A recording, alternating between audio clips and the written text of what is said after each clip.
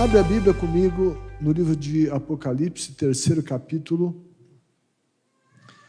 Vamos continuar aqui à luz da palavra de Deus, buscando ouvir o que o Espírito diz.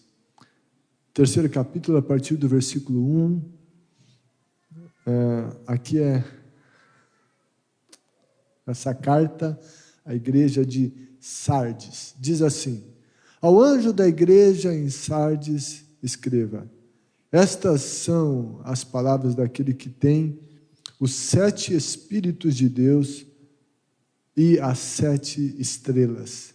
Conheço as suas obras. Você tem fama de estar vivo, mas está morto. Esteja atento, fortaleça o que resta e que estava para morrer, pois não achei suas obras perfeitas aos olhos do meu Deus. Lembre-se, portanto, do que você recebeu e ouviu. Obedeça e arrependa-se. Mas se você não estiver atento, virei como um ladrão a você. E você não saberá a que hora virei contra você. No entanto, você tem aí em Sardes uns poucos que não contaminaram as suas vestes.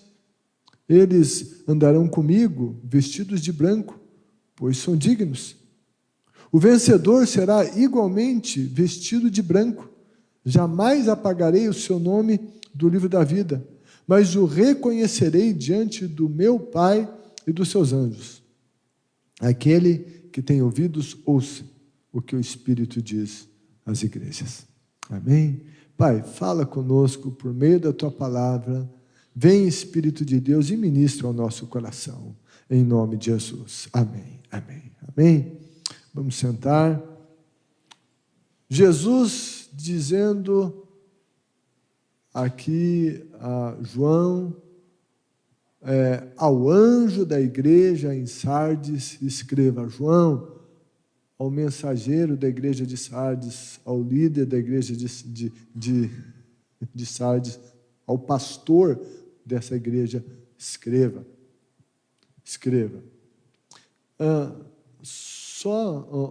Rapidamente aqui, tomando um pouquinho do contexto geográfico, histórico, Sardes era uma cidade sitiada ao sul de Tiatira. Tinha um centro comercial muito importante, havia algumas minas de ouro na região lá de Sardes, e isso fazia dessa cidade uma cidade rica.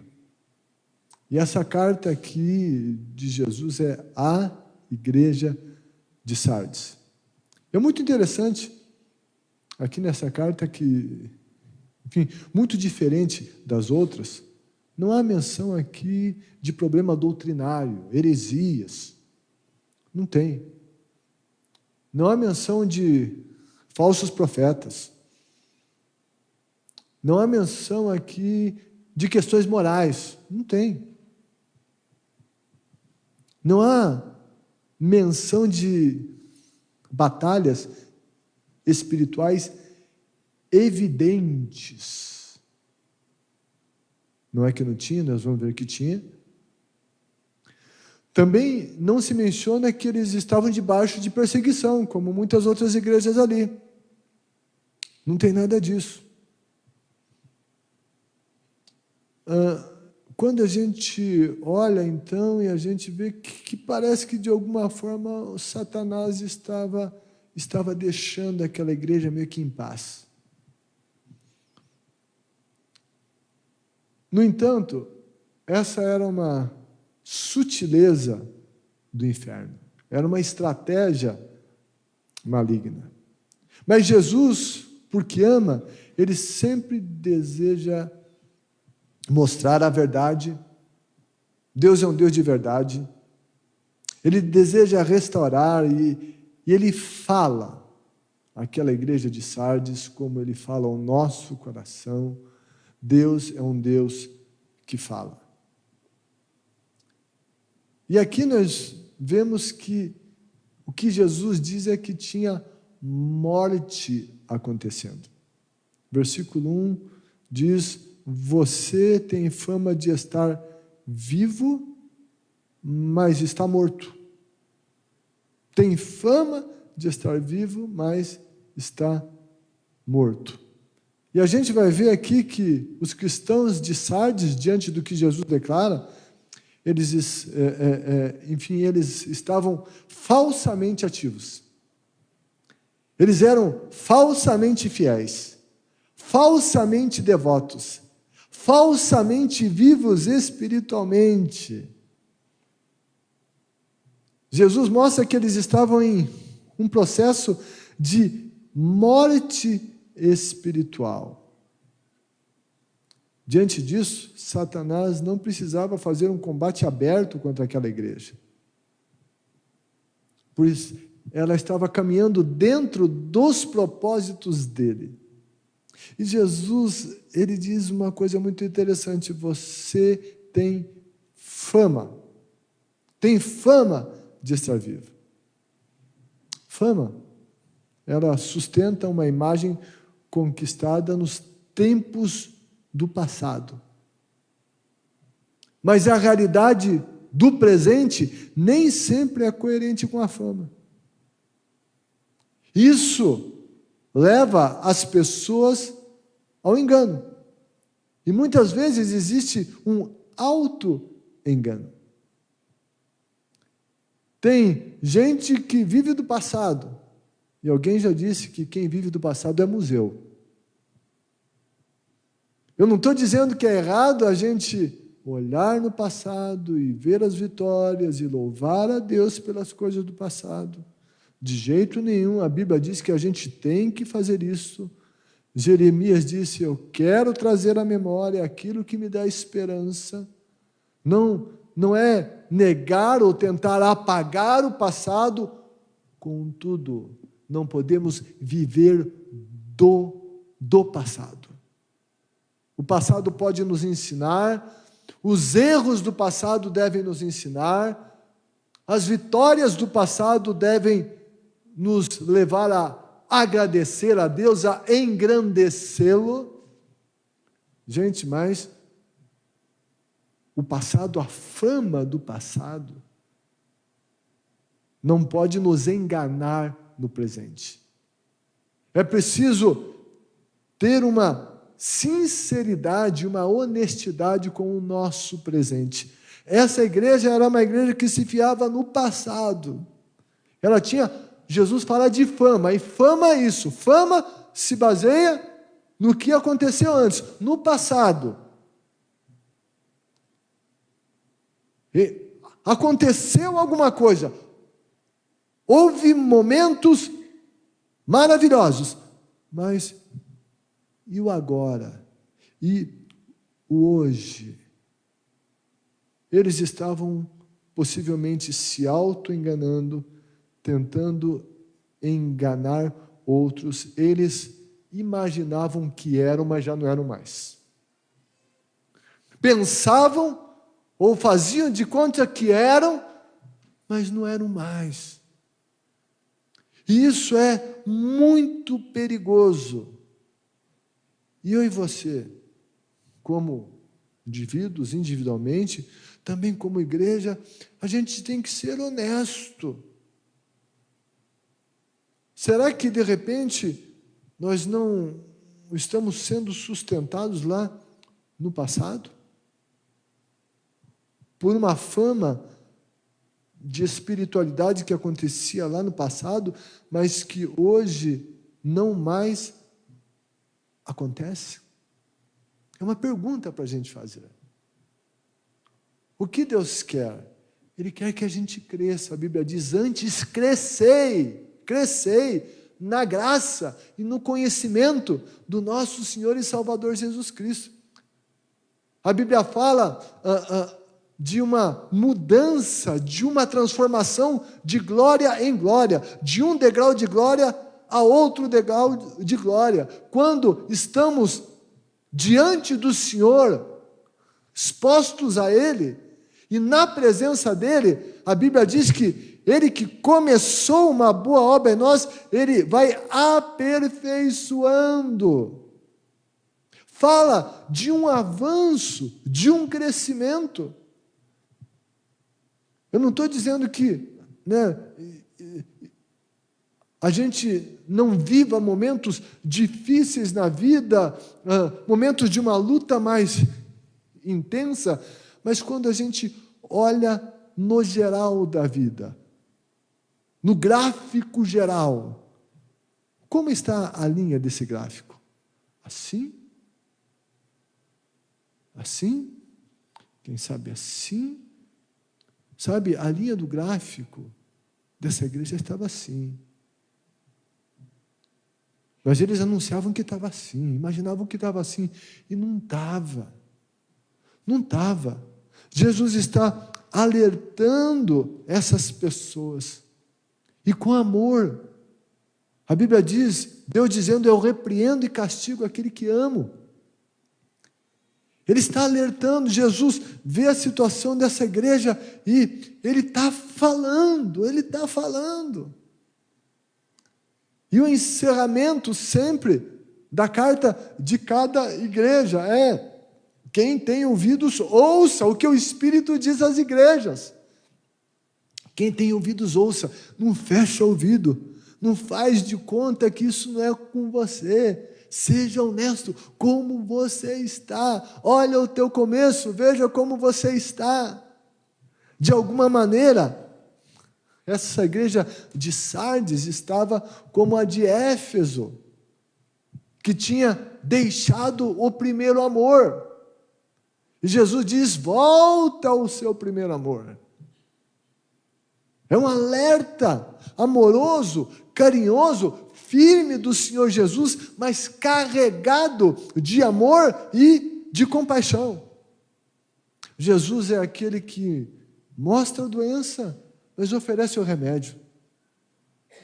Jesus não é alguém que vem só condenando, dizendo está errado, e vai achatando. Não, ele revela o que está errado. E ele mostra o remédio para esse tipo de problema. Ele está falando aqui, e daí Jesus vai falar a eles de uma contaminação. Daí Jesus disse, no entanto, você tem aí em Sardes uns poucos que não contaminaram as suas vestes, ou seja, a maioria estava contaminada, tinha uns poucos que não. E essa expressão, contaminar vestes, esse termo fala de lambuzar, manchar, borrar, sujar. Vestes é uma palavra usada como uma metáfora para descrever a realidade espiritual. Aqui e também em vários outros lugares da Bíblia, em Apocalipse, de maneira muito especial, veste é uma metáfora para descrever a realidade espiritual. Na caminhada deles, eles tinham se sujado e não tinham se purificado. E eles se acostumaram com aquela sujeira grudada na vida deles. Eles se tornaram complacentes às contaminações que estavam trazendo morte. Vem acontecendo, deixou grudar, deixou ficar. Não, isso não tem tanto problema assim. Acostuma com a mancha, acostuma com a sujeirinha lá, com aquela sujeira um pouco maior, e vai convivendo com aquilo. É mais ou menos, às vezes, no momento em que a gente entra num lugar escuro. Você está num lugar que está claro, entra no escuro, você parece que não enxerga nada. Mas se você ficar lá e ficar exercitando os teus olhos no escuro, de repente você consegue até se movimentar no escuro, não é? Espiritualmente, às vezes, é assim. Não, ó, está escuro, mas eu consigo me virar aqui. É preciso cuidar com essas contaminações. Eu acho muito interessante, lá, esse momento que Jesus foi lavar os pés dos discípulos. Jesus começou a lavar os pés deles, pegou a bacia, uma toalha. Quando chegou na vez do Pedro, ele disse: não, de jeito nenhum lavarás os meus pés. E daí Jesus disse: se você não deixar eu lavar os teus pés, você não tem parte comigo. Então ele diz: opa, então, lave não só os pés, lava a cabeça, lava o corpo todo. Daí Jesus disse: sabe, esse que já se banhou, enfim, é necessário lavar os pés. O que acontecia na época? Eles usavam as sandálias, não tinha carro, ônibus, Uber, não, era no chão, não tinha asfalto, calçamento, era no pó, essa poeira. E quando às vezes se ia na casa de alguém, o escravo dessa casa lavava os pés, Ele tirava a sandália e lavava os pés. Jesus está aqui ensinando essa lição do servir, o líder que serve. Líder que serve. Ele se coloca como esse que está ali para servir, e certa vez alguém disse que quando Jesus quis fazer uma grande coisa, ele foi lavar os pés dos seus discípulos. Nisso que João Batista, inclusive, quando se referiu a Jesus, ele disse: eu não sou digno nem de desatar as correias das suas sandálias. Quem que desatava as correias das sandálias para então lavar os pés? Era o escravo. João Batista estava dizendo: eu não sou digno nem de ser escravo dele. Então, Jesus estava lavando, daí Pedro disse: não, então Jesus lava tudo. Jesus disse: só os pés são necessários. Lavar os pés. E aqui tem uma outra lição. Sabe, na caminhada da vida, do dia a dia, vai vindo, vai se apegando aos pés algumas sujeiras. E a gente não pode ignorar isso. É preciso lavar, porque se não limpar, isso vem subindo e vem tomando conta. E vem crescendo. Isso pode nos tomar. A gente recebe Jesus, a gente vem a Jesus, a gente desce as águas do batismo. Existe essa limpeza, essa purificação da vida. Mas sabe, no dia a dia, muita coisa vai se apegando. A gente não pode ignorar, tem que limpar. Isso fala de não ser conivente com pecados. A gente é pecador, contudo, o pecado não pode ser encarado como uma coisa comum, normal, deixa estar. Não. A gente sempre tem que reagir. O pecado grudou alguma coisa, veio, vamos tirar, vamos limpar isso. Vamos limpar isso. Para que isso não suba.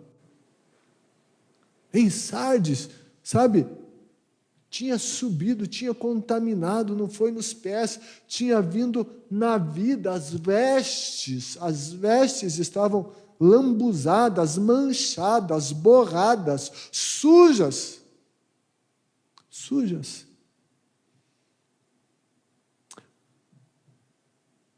Como que a gente tem reagido às sujeiras que de repente vão se apegando? Será que a gente tem se conformado a elas? Tem ignorado? Tem dito: resolvo amanhã, resolvo semana que vem? A gente tem que buscar resolver isso logo, quanto antes. Com o pecado a gente não brinca. com sentimentos que não são nobres, nós não podemos brincar, nós precisamos reagir a eles. Está lá, o coração está com raiva, está com ódio, está faltando perdão, alguma coisa assim. Ei, vamos tratar disso. Vamos a Deus, vamos à oração, vamos pedir ajuda, vamos pedir que mais alguém ore com a gente. Vai lá para o facilitador do GP, ou vai para alguém, vai para o teu líder, conversa com alguém e diz: olha, tem alguma coisa aqui que se apegou a mim que eu não estou conseguindo vencer. Eu estou numa batalha contra um pecado aqui que está me dominando. Me ajuda. Enfim, a gente não pode deixar que a coisa venha e grude e nos contamine, como estava acontecendo com os cristãos de Sardes. E Jesus, então, ele coloca aqui algumas coisas muito fortes. Ele quer que a vida venha onde há morte. O que havia de vida, ele queria que isso permanecesse e crescesse, que onde havia morte, isso mudasse, que a verdadeira vida voltasse, não ficasse só na fama da vida anterior, mas que houvesse uma restauração, um reavivamento. E daí o Senhor Jesus vai colocar aqui alguns imperativos. 5 imperativos ele vai dizer aqui. Ele disse: esteja atento. Esteja atento. Atenção. Vigie. Não baixe a guarda, não feche os olhos. Seja honesto, esteja atento com o que está acontecendo. Esteja atento.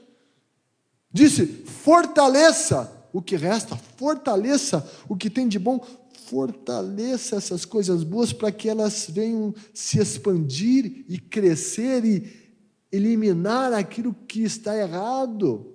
Que o bom cresça, o bom seja fortalecido para que o ruim venha a se enfraquecer. Fortaleça o que resta. Lembrando-se do que você recebeu e ouviu. Lembre-se.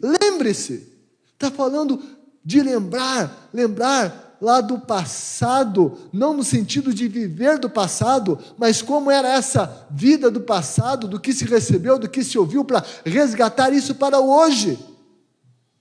E fazer com que o que aconteceu no passado voltasse a acontecer hoje, que não ficasse só lá no passado, mas viesse para hoje. E diz: obedeça, é uma ordem, um imperativo de Jesus, obedeça. E o 5º imperativo: arrependa-se. Isso está no 3º versículo. Então, esteja atento, fortaleça, lembre-se, obedeça e arrependa-se.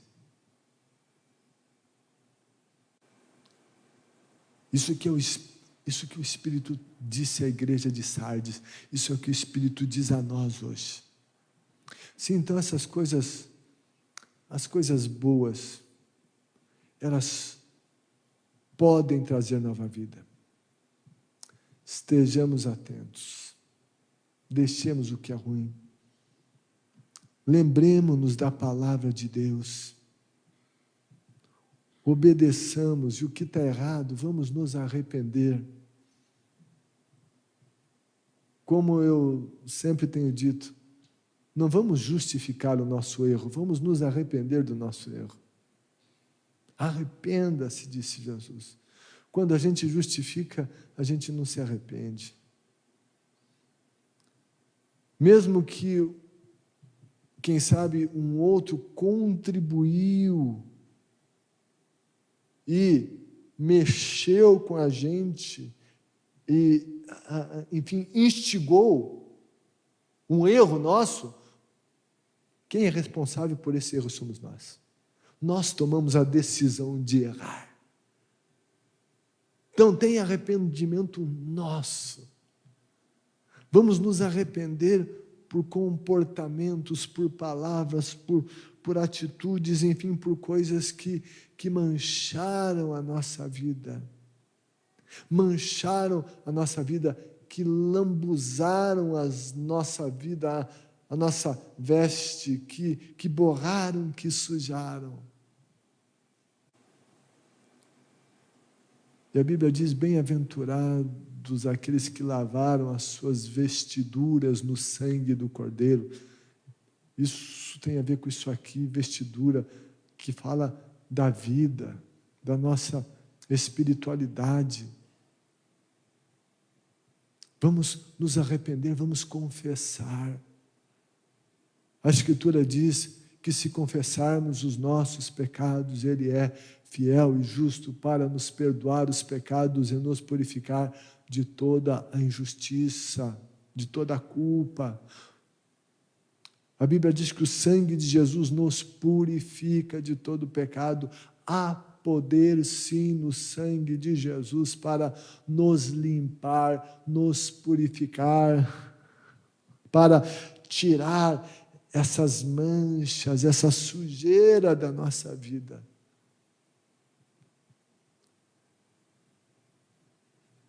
Jesus disse: aquele que vem a mim, de maneira nenhuma eu lançarei fora. Ele disse: venham a mim, todos vocês que estão cansados, sobrecarregados, eu vou aliviá-los. Ele disse: tome sobre vocês o meu jugo, andem comigo debaixo do mesmo jugo, aprendam de mim, que sou manso e humilde de coração, assim vocês vão encontrar descanso para a alma de vocês. Jesus nos ama.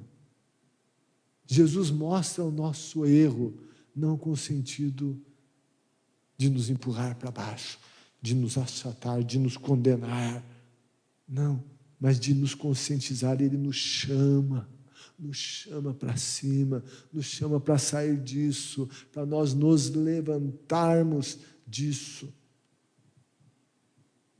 E aquele que obedece o Senhor Jesus, aquele que atenta para esses imperativos de Jesus, Jesus disse: eles andarão comigo, vestidos de branco.